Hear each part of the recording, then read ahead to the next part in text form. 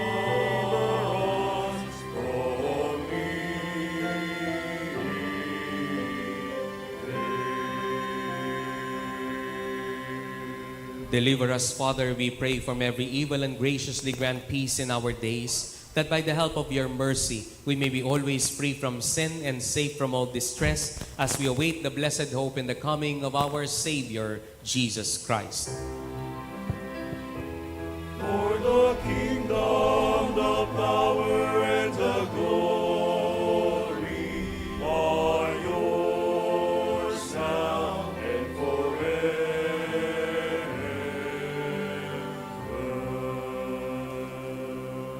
Lord Jesus Christ, who said to your apostles, "Peace I leave you, my peace I give you," look not on our sins, but on the faith of your church, and graciously grant her peace and unity in accordance with your will, who live and reign forever and ever. Amen. The peace of the Lord be with you always. And with your spirit. As brothers and sisters, we offer to each other the peace of Christ. Peace be with you po.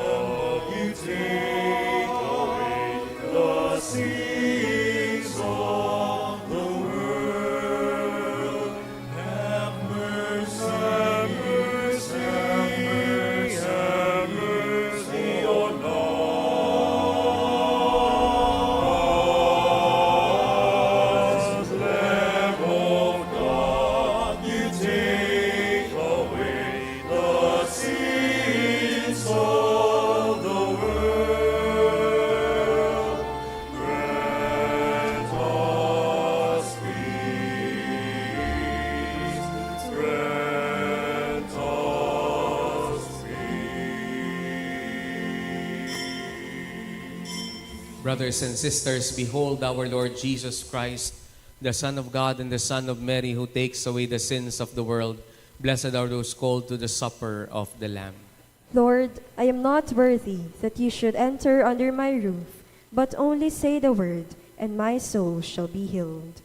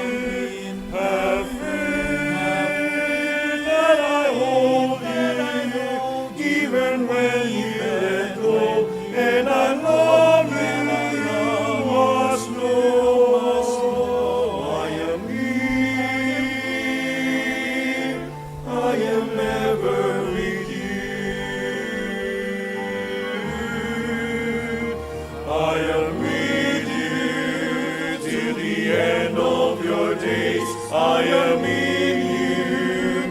Have faith that I hold you, even when you let go, and I love you, you must know. I am here.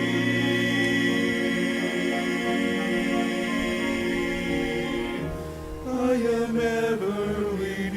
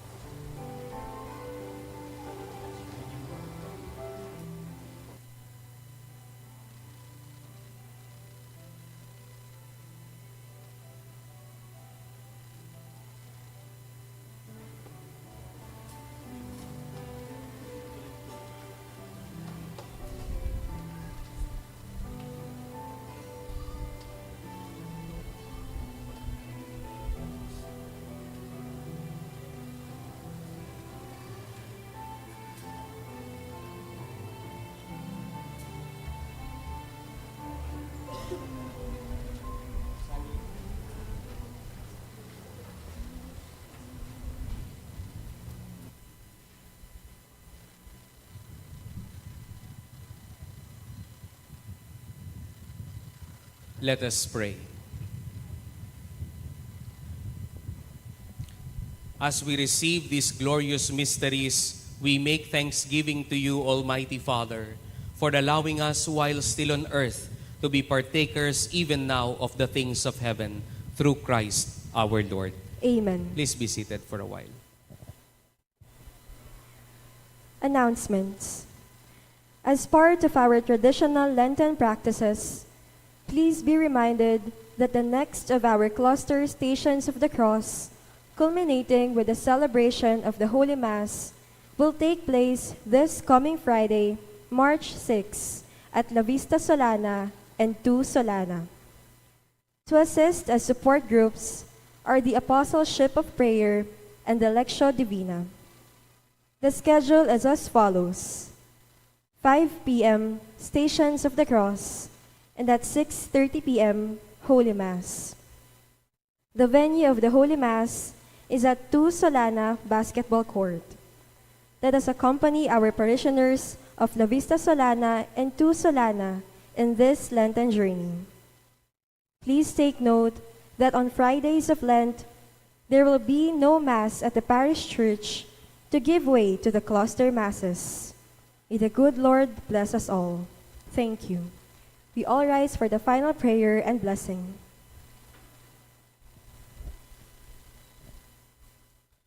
The Lord be with you. And with your spirit. Our readings today remind us of the trust of Abraham, the trust of the psalmist, and Paul's reminder to Timothy of his trust, and Jesus' trust to the Father. Nawa po, hindi lang tayo magtiwala sa Diyos kapag mabuti ang nangyayari, ngunit ang tunay na pananampalataya ay nagtitiwala kahit anong mangyari. And may Almighty God bless you and your loved ones, the Father and the Son and the Holy Spirit. Amen. The Eucharist has been offered. Let us now go. Trust God despite everything. Thanks be to God.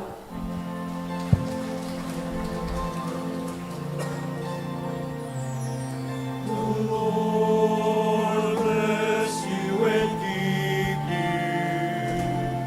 The Lord make his face to shine upon you, and be gracious, and be